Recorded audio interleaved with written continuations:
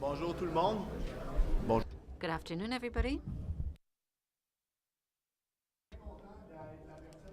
I'm extremely pleased to be presenting right after lunch because everybody is rested and ready to listen. And of course, everybody is very enthusiastic, so it's going to be very easy for me to convey this message. I'm extremely pleased to be here. So I'm here today to talk about an unusual project that the Canam Group has been involved in for several years, which will be completed in only a few months from now. That is the Mercedes-Benz Stadium, BIM, from this stadium to reality. Just a few words about the Canam Group before coming to the project. For those of you who don't know us, as to our activity sectors, we design and develop made-to-measure measures. Here are our revenues. They were $1.857 million and a few cents in 2016. We have more than 4,200 employees. We are in 4 different countries: Canada, the United States, Romania, and India. And as to our products, we have steel prefabricated walls. We have metallic structures of all types. So basically, we're in steel fabrication, although we move on to other things from time to time, depending on the products. In terms of we have different markets, industrial, commercial, institutional, bridges. So we're very widespread. We're a specialized contractor, but we really are experts in a number of things, and that's something we're very proud of. We work on average on 10,000 projects per year. I don't have the exact number in hand, but there might be more than 9,900 projects that are done with a minimum of BIM, whether this be simple 3D modeling up until full deployment. We have all kinds of solutions, all kinds of gadgets. These have been in the company now for some years. We undertook the shift before the year 2000 thanks to the digital control machinery, which really stimulated us to move ahead with 3D platforms to automatically feed into these platforms. Where people do implementation today, if you're bridging that today, it's a necessary evil that we completed several years ago, and we're very pleased with it. We have over 20 service points. As a result, we're the largest steel component manufacturer in North America with an annual capacity of 815,000 tons with 23 plants. The purpose of today's presentation is to explain some of the BIM applications that we put in place to carry out our mandate. This is, again, a collaborative approach with our clients and suppliers. Again, we've mentioned that word collaboration in almost all of the presentations we've heard today. We had a mandate, we had work to carry out. We want to stay a team player, but at the same time, we want to achieve this mandate without getting too much stuck in the nitty-gritty. And I'd like to underscore a few BIM applications which might not be as familiar to you. So within this project, we shouldn't think that the more traditional applications, such as coordination, various things haven't been done, but simply we've reviewed them and seen them already in the presentation. So I thought it was more relevant to focus on things that are not as well known. For example, 4D was mentioned. There was a model improvement that was done by the engineers. So we would deliver 3D models on shop, but this was really based on a model improvement. We haven't had as built that has been done with data clouds. Our in-house team worked paperless throughout the entire project. We used a Bluebeam, so we were able to pull out a single set of plans with the engineering drawings, and engineers were able to use these for each hookup to the master set in real time over several time zones throughout the world. We also used virtual reality in some cases about a year and a half ago. That was the big buzz around virtual reality. We've been able to apply it not as part of construction, more in a marketing context, and really to present to our client what the final product will be and how it will look. And of course, we also used a cloud platform so that the general contractor was able to obtain all of the project data and all of the analysis as well. So just a few words about this project. So here's the new Mercedes-Benz Stadium. That's the new Falcons Atlanta Stadium. For those of you who like football, this is the former stadium right next to it. That's going to be destroyed at the end of the construction of the new Mercedes-Benz Stadium. Here you see the size of the new one compared to the old stadium.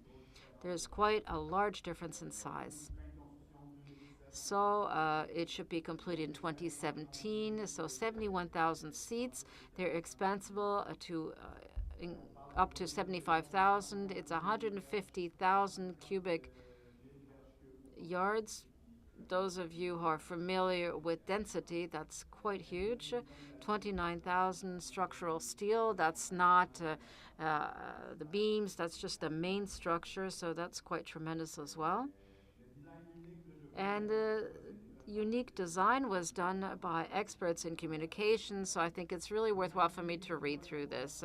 So this unique design has 8 panels that are radially assembled for an raised oculus, and you have a huge 200 panels, panels, and it's 224 meters in total. It's a roof that can open and close in less than 8 minutes.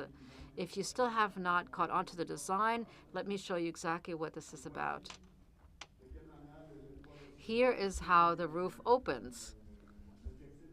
It's a bit like a camera. These are 8 panels that slide on rails that open up, so you can imagine the level of accuracy required for the metal fabrication to carry out this project to achieve this kind of product. Inaudible, unfortunately, the question could not be heard by the interpreter. So I chose 3 application examples just to show you what we did with this and how we were able to stand out from the rest. First of all, we have an automated weekly publication of a federated model. So as part of the contractual requirement, we had to deliver a steel model weekly. And you're going to tell me, well, there's nothing unique about that. Let me give you a bit of context then.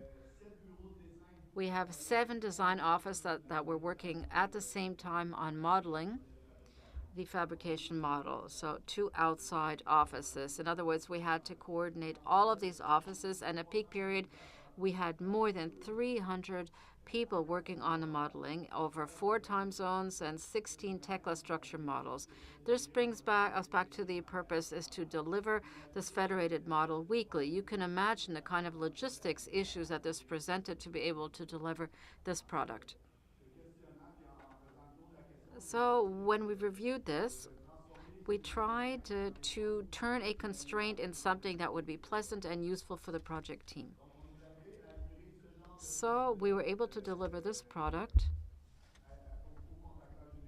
to the general contractor, who was our client, but as well to the entire project team. Now, what was the process quickly? First of all, we had to export during the night the EFC files of all of the models that had been brought together under a single server in the cloud.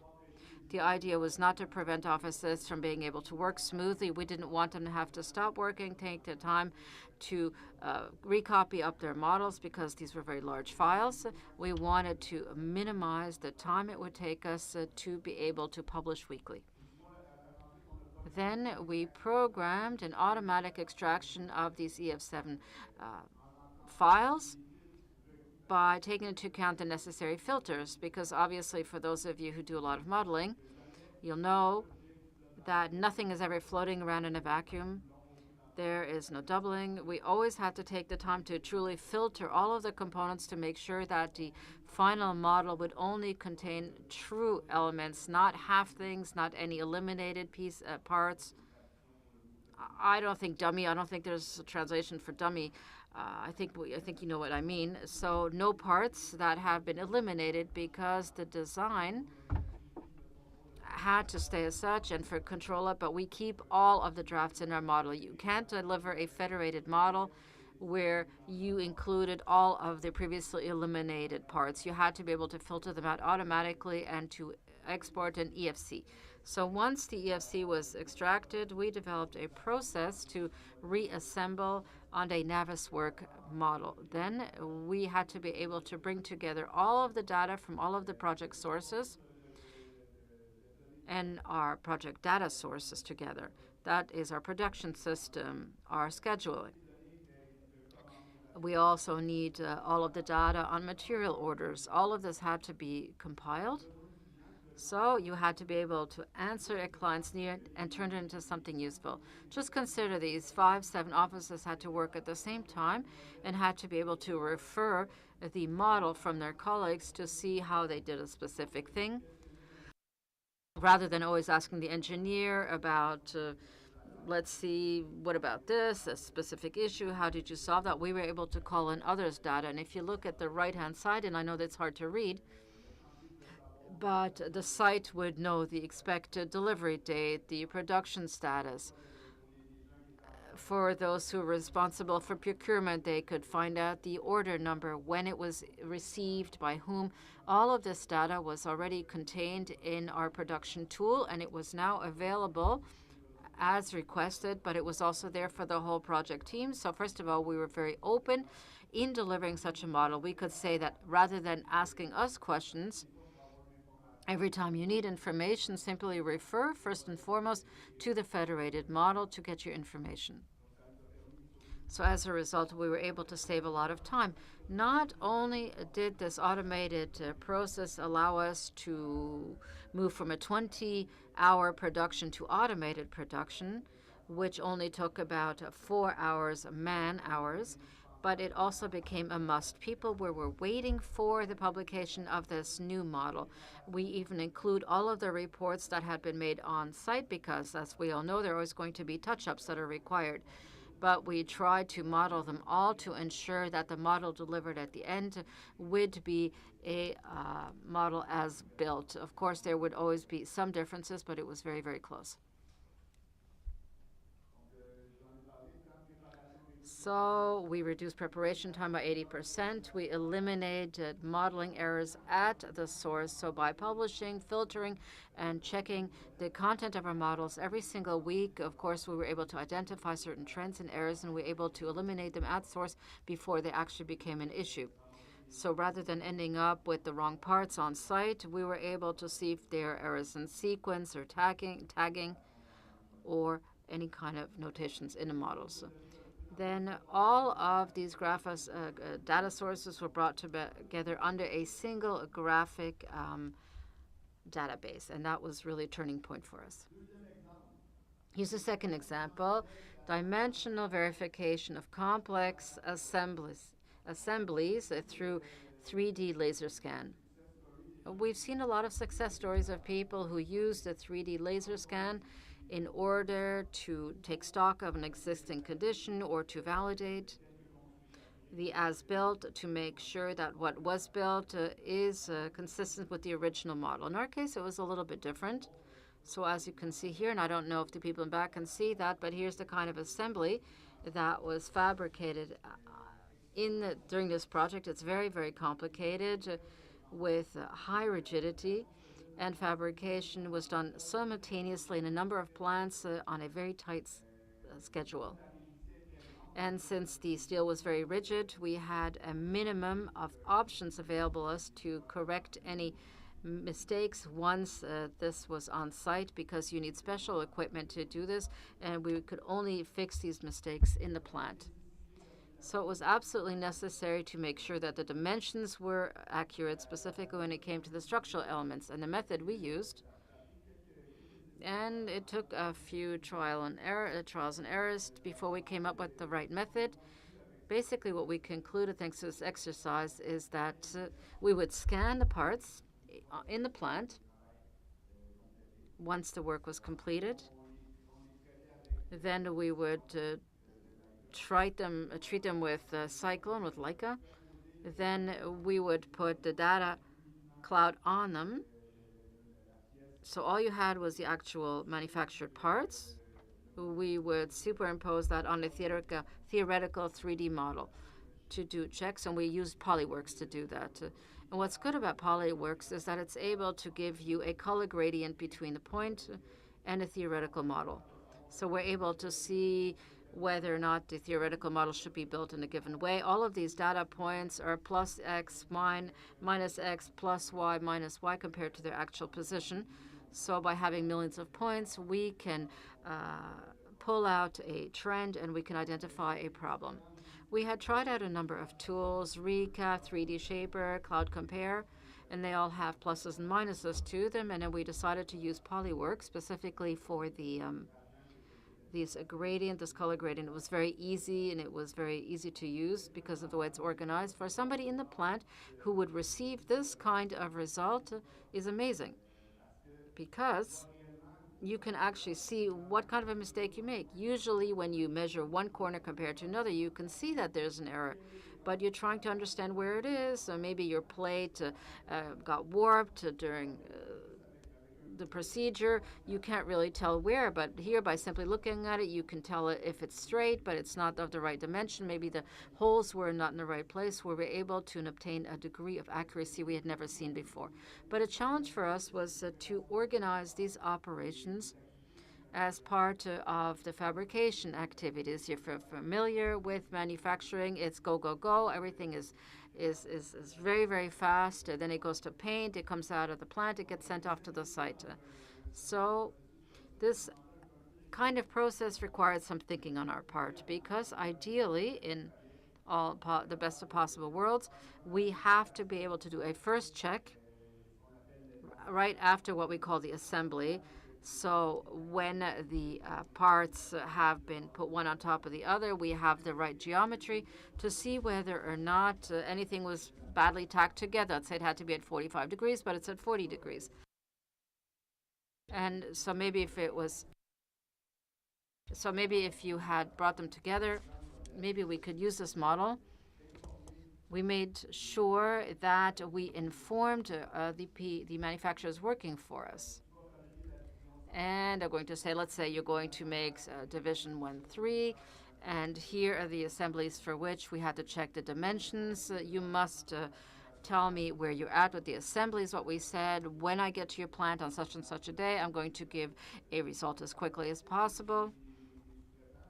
So subcontractors were forced to better manage production and to become a little bit more predictable. So truly, that was a huge asset, because at the end, and now let me skip to my next slide. At the end, you could no longer call into question the results. They were certain that the product coming out of the plant was truly on the level in terms of accuracy. Just to give you an idea, usually when you fabricate steel, you can have a deviation of a quarter or a half an inch, and the steel will settle once on site. But in this case, we did not accept any parts where there was a deviance of a quarter of an inch. It's really a lot in these large knots to have that much deviation. As a result, everybody had to be much more accurate.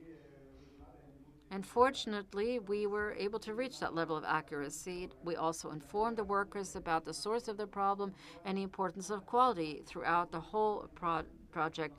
If scan after scan we noted that it's always the same people making the same mistake, we have an exact idea of what was going on. Then we were able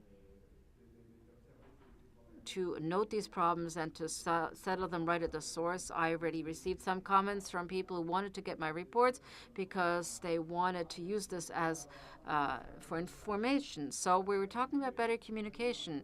So you can no longer question this compared to an inspector who moves around, who sizes up a part, and he says the dimensions aren't right and it's not as accurate. With this, you know that it isn't good, and I'm showing it to you. And it was a bit challenging at the beginning. But everybody at the end rallied to this technology, and truly it was a success. So example number 3. So planning the site logistics. We had talked about a roof which is some 200 to 300 meters in size. Obviously, we had to hoist materials very high up. The perfect scenario for us was to hoist the largest parts from the inside of the stadium. That was our ideal scenario. And we carried out an exercise. It was a 4D simulation exercise, we could call it like that. But a little bit further, let me just explain what we did. It's really a notch higher than what we usually do. So first of all, the site was limited.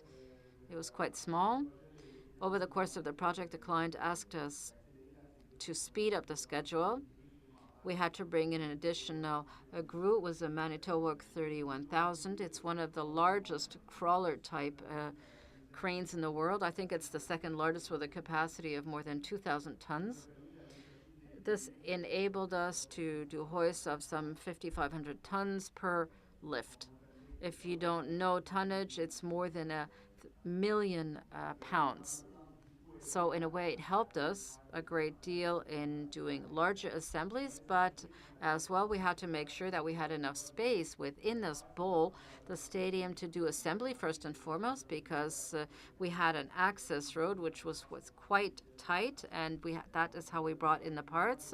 Then our marshalling yard wasn't right next to the site, so we couldn't simply say, fine, we'll bring them in from the outside, we'll bring them into the stadium, because they were brought in by trucks. So it was a major management effort, given the space that we had inside the stadium, to make sure that we didn't have to move the crane too often.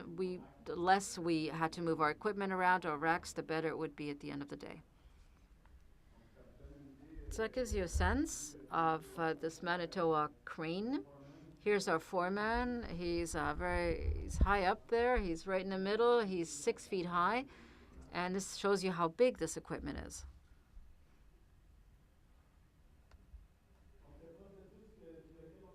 This is a process we worked on, and the idea was to hook up the Primavera model to our Naviswork model. Then we used the Cranimax scale to bring together the various crane models into different configurations. As a result, we were able to plan all of the positions over time of each crane in order to optimize the number of times we had to move the cranes. But especially this allowed us to validate whether or not, when we closed the roof, as you saw, it's fixed with a track that could be removed. But the tighter the hole is on top, the closer the cranes would be together. So we had to work in a very limited space, and we had to optimize this in order to carry out the project. This analysis took a lot of time, because there is no tool available to simulate this kind of exercise. But it did allow us to remove a lot of the uncertainties regarding the project. First of all, we had early planning. We were able to validate, first of all, that it was possible, and also what we needed to do in order to meet with the needs of this game plan. So in a way, we started at the end and we came back to the beginning. That's been very fashionable recently. So we started at the end and we said we're going to rely on the initial game plan, and the game plan was dictated by the little space that we had on site. So we limited moving equipment and material as well. Not everybody understands how the cranes work. Not everybody quite understands how big these are. You say it's the largest cranes or one of the largest cranes in the world, but it's one thing to say it, and it's one thing to see it as a model before it's on site. And then we think, oh, that's how big this thing is. And when you open up the footings, it's even bigger, and you're wondering when you can actually put your rack in there. And that's the kind of detail that we would go into to manage the site. I have two other examples, and I'm sure that people in the back can't see anything at all.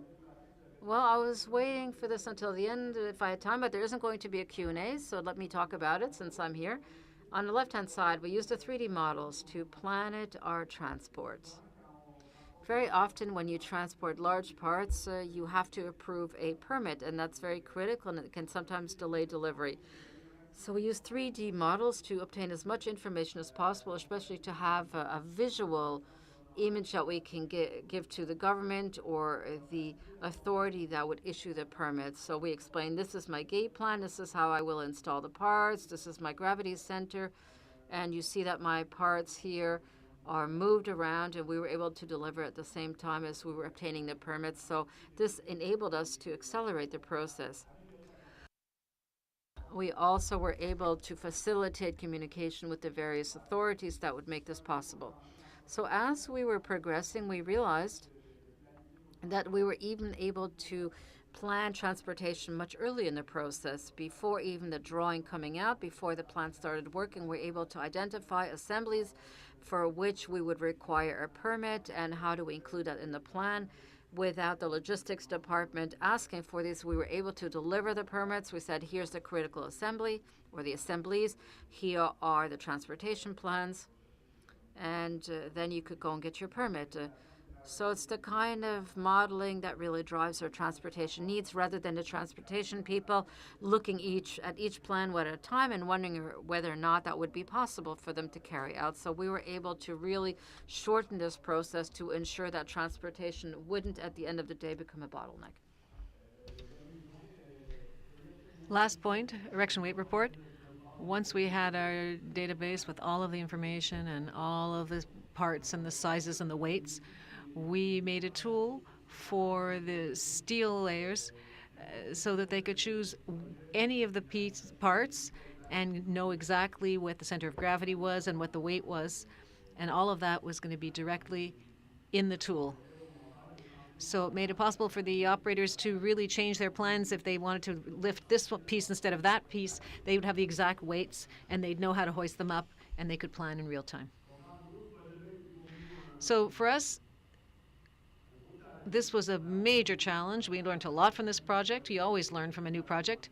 Somebody earlier said that each time it's a prototype. Well, this was quite the prototype for us, and we're proud of having seen it through, and we're proud of all the technological advances we were able to work on. And we're glad that we were able to make it such a nice project. So I've got 2 minutes and 35 seconds, but I guess they started the timer late. So that's what I had to say.